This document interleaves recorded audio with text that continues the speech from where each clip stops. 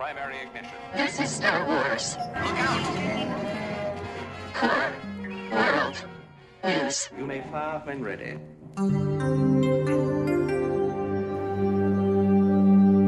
From the bright center of the galaxy, I'm Grex Kondak, and you're listening to Core World News, your online news service providing in-depth coverage of the latest stories from every sector of the galaxy. Now for your news segment rundown for February 19th, 2023. 99 problems, but a bad batch ain't one. We now go live to the CW newsroom to join your hosts for their review of Bad Batch Episode 9, The Crossing. All right, thank you very much, Grex. Welcome, everyone, to another week of Core World News. For those of you watching the video, you will notice there are two, and then there were two tonight. Adam got caught in a wormhole, but we've got a relay that he's okay, and he's going to try and get out immediately and join us next week. We are sad, much like yes, Omega, brooding over the loss of our team member tonight. It was right on the table. He's on official Jedi business, and so we always cover for any of us when those things arise. Yeah, I mean, when Rex calls and says he needs your help, you go help him, and so that's what Adam had to do. He's right there with our guy Echo, who I do miss, by the way. I love that dude. I'm with there. Yeah, the loss is real, and yeah, we'll talk about that. I think we're gonna talk about the sort of like emotional sort of the wavelength of the clones. Yeah, each vibe set for each clone, and sort of what's going on with them and how they're handling Echo's loss. I'm sure we're going to dive into that deep. Yes. Later in the episode. Absolutely. I love the word vibe set or clone. That is. Yeah. That is exactly what it clone is. Clone vibe set. Yeah. Yeah, man. So stoked to be here and talk about this. Stoked for another episode. I tossed this one on Wednesday when it came out and was just overjoyed. It was magical and a really fun guitar, the noodling at the beginning. I immediately thought of you. I was like, oh, Ben is very much enjoying this open. Might be his favorite open of all. Yeah, maybe possibly all of the Bad Batch, the Clone Wars. I know we've been talking about like trying to find different vibes and like for Star Wars, full on head over heels Western. Yeah, just dive right in. Honestly, yeah, you can never get too much like Sergio Leone spaghetti Western in Star Wars for me. It's like I'm always like, oh, okay. Yeah, this was a little different. It was a little more, contemplative and sort of I don't know. It just felt melodramatic almost. Just yeah, but Kevin Kiner is elevating this series this season in particular, like with his music. It's like got a whole different emotional weight to it with the score that he's using. Very Ludwig style this week. Like it could have easily been a Mandalorian. Also the toughest episode, I think. The most challenging episode we've dealt with in a while. Yeah. Marauder, just all caps. It's like written around on my notes here several times. The Havoc Marauder, R.I.P. I can't. No, yeah. What? I'm right there with Omega. It's like, yo, that ship was tight. We can acquire another ship? No. Like, no. It has to be that one. All of them crammed into an NP-1 starfighter? Yeah, and I'm not even talking about the emotional sort of like child rearing back and forth stuff going on. I'm talking about just the loss of that ship. Like that was the home. That was the homestead. Yeah. I mean, in Star Wars, the ships are characters pretty much. Like they have their own profiles, their own silhouettes. You can, pick them out from across the galaxy. And yeah, man, it hurts when you lose a ship. It's like losing a character. Anyways, why don't you took some time to make a roundup for this one, right? Should we do a summary for everyone who's seen it or possibly haven't seen it and just want to know what happens in this episode? Yeah, or saw it a couple of days ago and now want a little refresher. Yeah, let's just get a refresher. Let's just talk about what happened here chronologically. Episode 9, The Crossing. The Bad Batch arrive on an arid desert world to complete another job for Sid. This time, they've been hired to recover samples of a raw and unstable mineral known as Ipsium. Not to be confused with coaxium, the other raw and unstable mineral There's a lot of those. The MacGuffin of Solo: A Star Wars Story. Yeah, and this is Ipsium. Though everything seems to be going as planned, Omega, annoyed the Bad Batch hasn't expressed pain over the loss of Echo, is giving everyone on the team attitude, especially Tech. Once outside the mine, the squad find their ship has been stolen, already midair and flying away. Forced to trek through the canyons, the team narrowly avoid a stampede, after which an electrified sandstorm causes them to seek shelter in another mine. In the escape, Tech drops the case of Ipsium and the storm causes it to explode, sealing the Bad Batch inside. As their current misfortune begins to weigh on the team, Omega confronts Tech about his indifference towards the loss of Echo, to which Tech responds, "What is your issue?" Angered by Tech's sharp tone, Omega storms off to get some alone time. Exploring the mine by herself, Omega finds a pocket of Ipsium and gets into a precarious spot to extract the sample. Back at the cave-in entrance, Hunter and Wrecker tell Tech he needs to find Omega and apologize. Tech does exactly that, and Will's talking to a still abrasive Echo, watches her slip and fall into an aqueduct below. Without thinking twice, Tech dives in after, and the two wash up in a dark recess of the cave system. Tech explains his thought process to Omega and assures her he cares just as much as her, even though he may not express it. Express it the same way. After their heart-to-heart, Omega finds a hole in the rocks. Tech identifies this gap as a possible exit. Wrecker and Hunter join back up with them, and the team uses some Ipsium to detonate the rocks and emerge from the caves. Back on the surface, the team head to an abandoned spaceport, where they contact Sid and request a pickup. Sid reluctantly agrees to help, but until anyone arrives, the Bad Batch is stranded on this unforgiving world. That is pretty much the episode. That was a great summary, man, you pulled together there. Real soup to nuts there. Got the whole thing. That was a lot going on, but it had to all be in there because that is pretty much what I remember. Nice. Yeah. I mean, it was a really short episode, but for me, it felt like it was really long. It was like, oh my gosh, I'm like, wow, they're actually going to go to this town. They're going to keep taking us here. I kept waiting for the episode to end, and then but it just kept going, which is good. It got me towards, the town. I'm like, are they going to go after the Marauder? Like, what's going on here? But this show moves. They're like, it does. Yeah, and then just to see the emotional bandwidth of the clones, and then to make this be like a Tech-centric, Tech and Omega piece, like that was so fun. I thought that was such a great idea, and she's sort of zeroing in on him because he's so analytical. Yeah. And unfeeling. What do you think is going on here with Tech? And, where does that come from? That must be a part of the DNA sequencing of that's been programmed for them. That basically there's one aspect of them that's just dialed up to 10 on the logistics. And like that's Tech is like pure logo. And Tech's like an 11 because he's a bad batcher. He's 99. Yeah. He's all logos, right? Just like logic the whole time. Like that's his jam. Yeah, I thought that was such a cool idea, and I thought that was why the episode almost felt filmic and sort of like it did feel like a great back and forth. And we talk about all these lone wolf and cub stories. It's like this is exactly that. This is 3 men and a baby, and this Tech is Steve Gutenberg. This child rearing episode is Tech is the sort of father that's dealing with this issue, and he knows he's done wrong by sort of like being abrasive back towards Omega, which is like never the right choice. And so then he has to remedy that, and you just see him come through, and you love them as a family again at the end. And Omega's totally right. This is a family, not a squad, and you're getting that feeling. It's really building that in there. Which so when loss does happen, it's gonna really hit. Like I almost can't see these guys go at this point. I don't want to see the end of this story. Well, I have two questions for you then. My first, I guess the first one's a comment, just like, how great is it? Like seeing Tech like finally try to explain his emotions, and as he struggles to do it. Yeah.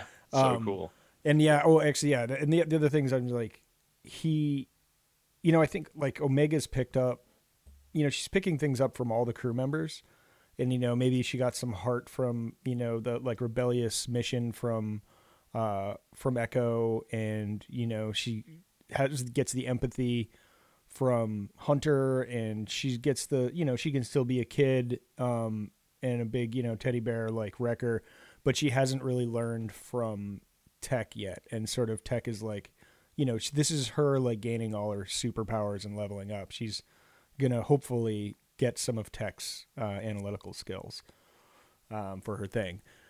But all right, so this leads me to my question for you. What are they doing with Tech this season? How come like every episode is just like a Tech flex? I think Tech is going to have to make a final calculation. A final calculation? I've never heard it called that before. I think that it's going to be, and that it might become his sacrifice or something. Especially because this episode feels like a setup for that. At this point, there's so much emotional build with him and Omega right now, where Omega is now like latching onto Tech to figure out these feelings about Echo and that loss, that sort of, it used to be 4 people she looked up to. Now it's 3, and then it's brutal. I know they're just like doing it's like they're cramming in making Tech an absolute legend. Hits you right in the feels, in the feel spot. It's just a lot of great feels in this episode, but also he wins a race car like thing, and then he foils some other plot. Like it's like he's just coming up. He's just getting a lot of dubs, which makes me think he's gonna catch a big L. Yeah, this season is coming up Tech every episode, and it's pretty great. Yeah, though they should have really left someone on the Havoc Marauder. We get the POV of the visor in this episode, which is all I can ask for. When action happens, I was like, the visor POV, like looking through glasses, looking through your visor, which is like hat on a hat visor. Yeah, I mean, you can get the whole deal. It's great. So when Sid says, "I don't need a recap goggles," I felt hurt. I felt that was for me. Yeah, Sid's a piece of work too. I'm pretty tired of her shenanigans. She's like, "I'll see you in a couple days, maybe," and pretty wild. She's holding the team back for sure. I can't wait till they part ways with her. So, if I know you, what did you think of the local that takes their ship? Like, who's that? Who did you think that was? I mean, at first, the silhouette roughly reminded me of Hondo Onaka. Yeah, I thought Hondo too. I was like, but then when they went close on the mysterious figure, I think it was definitely hair and not his like dreadlocks or whatever. It was a I think it was a new character too. That'll be fun. Yeah, I don't know. Maybe it's Boba Fett. Maybe it's teenage Boba Fett or something. We're not there yet. If there's there. Yeah, I don't know. The action was exhilarating. The lighting again. I forgot to mention in the summary when Omega does fall down in the aqueduct, you do get this one shot. I think it's probably my favorite shot in the series, in this season at least, where it's that you see all the Ipsium deposits underneath the water. And it's just glowing. The cave was beautiful. Yeah, they used it as a lighting trick, and it was just it made for just beautiful visuals there. How about go back to Tech for a second? How about that like decision to do some man stuff when she just like falls down into a black hole? Yeah, he was like, "I'm going right after her." I was like, just awesome. Jumps in after her. That was the coolest part of the episode for me. Yeah, that was cool. Yeah, he didn't think twice. He just was like, "I'm immediately going in there." She so much, and then he that was cool. Like that was a cool scene where it just they went deeper into the cave system. She found that pocket and she falls in and like she pulls a Mac in. Tech is like, that was great. Yeah, that was terrifying though. Like I can't even imagine how scary that would be in real life. But the jokes on the other end of the episode when with Wrecker and Hunter coming through the hole like right after their like tender moment, that was really funny. It was just like like in Slash, and then like Wrecker she's like okay. He's like, that wasn't so hard, was it, Wrecker? And he was just like gives the thumbs up and like collapses. Those were funny bits. Those was a good sequence. See, there's not much comedy in these, but those were great. Wrecker just going full fetal in the stampede was a bit unto itself. I was like, I mean, like that makes sense. He's pretty brawny and he's pretty bulky. He can probably I feel just take bad it. for Wrecker. Yeah, I feel terrible. They treat him no, but then that was also a fun little back and forth in this episode and a fun emotional exploration, which was like how they treat each other too, like Wrecker Yeah. and Tech, where Wrecker's like, you try carrying it, like this is heavy. Yeah. Like and Tech's like, fine, I will. Immediately and, loses like, it. drops it. Yeah. Drops it at like the crucial moment that they needed to get I inside. know. Yeah, so Wrecker's like afraid of heights, but probably because that's like the only thing that could kill him. And he's like, but he's constantly having to jump off stuff. He's just constantly. An astute Yeah. observation. He's like, yeah, I could die by falling. Like they're definite fall Yeah, damage. you can't control a fall, but like he can just smash anything that's in front of him. But yeah, man, he's always in like terrible situations, throwing his body in front of everything, and this is no different. He's got to go and protect the Ipsium, and against a herd of wildebeests of some sort. I thought they were gonna. Yeah, I didn't know what to call it. I was like, They're- what they're are these? gazelles. They're They're, gazelles? like, literally- Like, space Yeah. gazelles? Yeah. Pretty much. Yeah, that was crazy. That was a cool scene. I thought they were gonna grab the space gazelles, and go. Then the sandstorm was really like a rock storm, like Yeah. big chunky rocks were like smashing into them. I was like, dude, you could just get concussed and die Yeah. in this storm. Like this is a The terrible drama planet. was real. This planet's the It's worst. the worst. It's like, so storms like are throwing bricks at Yeah. you. Great, like a fantastic. Yeah, plan. and it's got Borderland vibes. Like, yeah, it was definitely. yeah, like, it's just a harsh. just carved out with canyons as far as the eye can see. Yeah. It's crazy. Cool planet. Cool. It's like the Grand Canyon if the Grand Canyon had volatile sandstorms that Yeah. were also rock storms, electrified. Yeah. Yeah. No explanation. They just roll in, they play the, twangy guitar, and and there you Yeah. are. And it just sets the perfect, you're like, it just like, all right, every planet's a new mystery. You're right. Right. It's just like, what's going to happen this time, on this planet? What does the environment hold? What beasts, something, there's going to be some twist. Yeah, and they need to eat, right? Like they have no supplies, right? They have nothing. Yeah, that's terrifying. It does not seem practical. I mean, rations, like military rations, make a lot of sense all the time if you want to go anywhere. Who is Sid gonna send to get them? I think she's going to send, I'm trying to remember her name, Oh yeah. The woman. Wanda Sykes. Yeah. Yes. I think she makes sense, right? Because we've seen her. Yeah. I mean, But it could be someone else. Who knows? It sounds like Sid's in the middle of something. is it Faye or something? Is her name Faye? Yes. Yeah. Something like that. Anyways. Faye. Yeah. She, Faye. That's- Faye. Faye?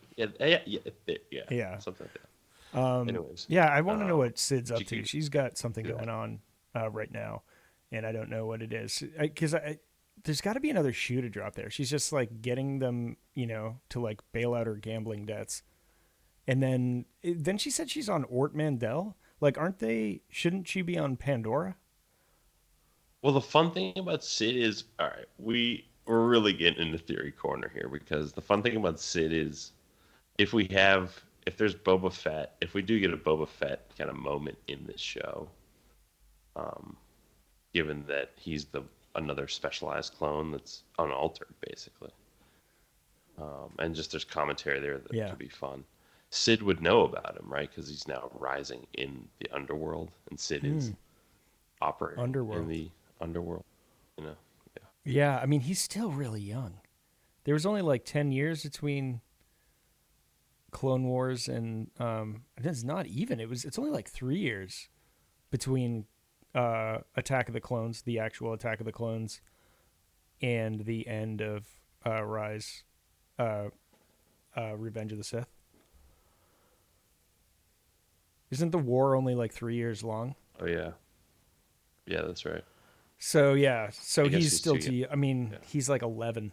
I'm sure he's getting up to no good, but I don't know. He's pretty young. But yeah, probably. I mean, probably the same age as Omega. Yeah, little Maybe a older, little maybe. older. I don't know. by a couple years. Yeah, I don't. But yeah, Yeah, yeah. that could be fun. I want to see some more Kaminoans. You know, they kind of teased it in that last double episode where we saw Kaminoan in the Senate, and like some of the Kaminoan diaspora. I think there could be some fun things happening there if they got brought in. That could Yeah, be cool. something to tie them back to the larger story. I think would be cool. Like that. That's not just like, and they get attacked by the Empire again. Like, you know, get them involved in the lore and the politics and the mechanics of the galaxy. I like the episodic adventures they go through, but you know, it's a Star Wars. The music is just so good in this series. Like the music in this Yeah, season it's just feels a little bit more risky and more like daring. It's just kind of far more abstract and ambient than it's Yeah. ever been. And like it. when she finds the hole in the rocks, and like the Yeah. sun coming through, that was great music there. That was fantastic. Yep. And even when she's just like Loving- mining and like drilling for the Ipsium, there's like just like this cool, very vibey music that happens. Yeah, it's totally elevated the production value of the show. Like what Kevin Kiner's done with the score this year. It's pretty great. Yeah, but and all in all, I mean, like the way this opens, the way this closes, it just feels like just a beautiful, almost like love letter to Western sort of like genre and movies. And I feel like, but this does its own thing where it just feels like it's got this real emotional core to this episode and deeply science fiction because it is these clones, and you're wondering like, are they programmed to sort of have suppressed emotions? Which yes, if you've read the books, like, yes, you find out, yes, there's like a suppression of emotions. There's a lot of like weird things going on with their DNA that is part of some sort of plan that was, you know, put together a long time ago. And yeah, it's pretty haunting and pretty scary. And they do feel much like all of us, but they just, for them, the soldier, the life of being a soldier is primary. And so disturbing when basically Tech is just like, he, you know, Echo's a soldier. This is just another mission. He's got to go on this. It's fine. Like, this is what we do as soldiers. And like that sort of like, I don't know, MO is strange. Yeah, right. Like they are not human really. Like they're programmed. There's a little bit of machine in there. That's sort of making them a little different. That's why I was like, oh boy. I mean, Omega's unaltered, right? So she's full range of emotions, but like then you throw her in with these grunts, and I mean, it makes for a funny story, but it's a good thing that like Hunter's specialty is feeling, and it's not quite empathy, but it's like being sensitive, and I think that transfers over to his interactions as well. So they've got some sort of moral guide star there with Hunter. But it's kind of weird. It's like Rambo Dad. Right. He's almost like the bravery and the sort of like the Yeah, courage. he's that, but he senses stuff, right? And like he almost has like a force sensibility style. Like when he was just like, something's wrong, when like right after Omega and Tech went down that hole, you know, he's got some way to sort of feel and you know, so like literally I think feeling emotions, he's there too. Oh yeah, he breaks it down whenever it comes to like the end of the scene, like the button of the scene. It's like he steps forward and it's just like, oh yeah, this is what you're all trying to say. Like that's just what his purpose is for the group. He just adds clarity to like what's going on, the banter, and he's always the realist and sort of. He does that this time. He does that over and over again. Does that when Omega runs away, you know.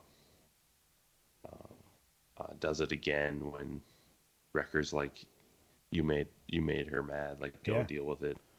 Does it again where he's like, yeah, like I agree, like you have to go deal with this, like you caused this. Yeah, no, he's great. Like Hunter just basically lays down the law, which is cool. He's a great leader. Yeah, he's one of my favorites now. He's a fun one to watch. Do things. He's pretty great. The whole squad, man. I like him a lot. And it's only poor Wrecker who's a little one-dimensional. But, like, for some reason, I empathize most with him. I just feel bad for that dude. But, He's great. This is like the ultimate, like your car breaks down and like no one can help you at the nearest gas station. Like it's just misfortune after misfortune, and the team is sort of stressed. It was fun to watch, honestly. It was really interesting to see the dynamic break down and get real between them. It was cool, yeah. Because we can see them when they have resources around, they can do anything. But you pull everything away, and it's like, all right, well, what are they going to do now? But they are kind of the A-team, like they just they always figure it out. And that's kind of fun to watch every week. Another funny note, Ipsi means himself or herself or thyself in Latin. So they had a little fun here. The team goes into the cave to literally find themselves. Nosce te Ipsum or whatever. Yeah, know thyself. Yeah. So that's they had a little fun with Ipsium there. But yeah. Other than that, anything else on your mind? I mean, I'm still on the Omega could be a Jedi theory. I thought about still you. There. I'm riding on that. Like not Jedi, obviously, but just Force sensitive. There was like. I thought she was gonna find Kyber like several times in this episode. Nice. I was like, and then Kyber, right? Like, oh no. It's just. I love that. I love that. That's where your head was. More bright light. Oh, it's more Ipsium. So when the Marauder gets stolen, Omega throws up her hand like Rey to like stop it, and she just yells "stop!" Like she can will it to stop. She can't obviously, but I thought of you at that point. I was like, not a Jedi. Yeah, that's true. That's good evidence, right there. Or just not that strong, But yeah, most Jedi couldn't pull a starship out of the sky. That's true. But if it was going to unlock, it would have unlocked there because it's the Marauder. Like, come on. Dude, their Gonk droid is in there. Gonky is still aboard. I'll sunset this argument. No, I want you to keep going. I want you to keep going because I love it. Or else we wouldn't have nuggets like that, like Kyber Crystal. You said she's an unaltered clone. Yeah. Is that what they said in the first episode? The first. Oh man, now that you ask me, I don't think so. I think they like this. They just treat her as like this, just very special clone. Okay. I don't think they even do. They comment on exactly what Omega is, like what her clone, what her template is, or how. No, I don't know why I just assumed she was unaltered. Come to think of it. But yeah, I don't know. I guess she's more like the Bad Batch, right? She's just special. But they talk about her like clone Jesus. Yeah. Like, I mean, and also this is like, in evolutionary terms. Yeah, she's wearing like a cool crown and stuff in the beginning too. I'm like, dude, this is like epic. What is this? I mean, it's actually cool because of evolution. It probably means on their own, they're just like, their body treated itself like an endangered species and like turned one female so that like their species could reproduce. Right. And that could be significant in a lot of ways. Like it's some sort of evolution to the programming or to the creature that are, Jango Fett clones. Right. Yeah, it's just sort of wild. So yeah, we still don't know what she is, and maybe we never will. But it would be really fun if we got some more nuggets about that, or another breadcrumb like trail. Like that's why I'd love the Kaminoans is like, just like keep teasing us with who she is and what she's about and what her destiny is. But I don't know. Yeah, what makes her special? But that would be. Yeah, just more on Omega hopefully soon. That would be great. I would just love more information. Yep. Maybe Minoans coming back in, explaining more. Yep. I'd love that. Well, next week, I think, what is it called? It's called The Retrieval, I believe, is the, yes, Retrieval is the episode name for next week. So presumably they are retrieved. So that'll be cool. But I'm looking forward to it. Again, I wish I had like 4 of these to watch in a row. Yeah, this is almost a binge show for me. This is a one where I would just sit there and watch it, and then if I knew I could just watch it, I would almost watch the season twice. It would have more retention, just on a binge model. Given I'd watch probably the season twice, just all day, folding laundry. Oh yeah, absolutely. Because there's no way you could catch everything. I mean, I'm learning that now. Like for this show, I have to watch it twice because there's always stuff that sort of skips by me.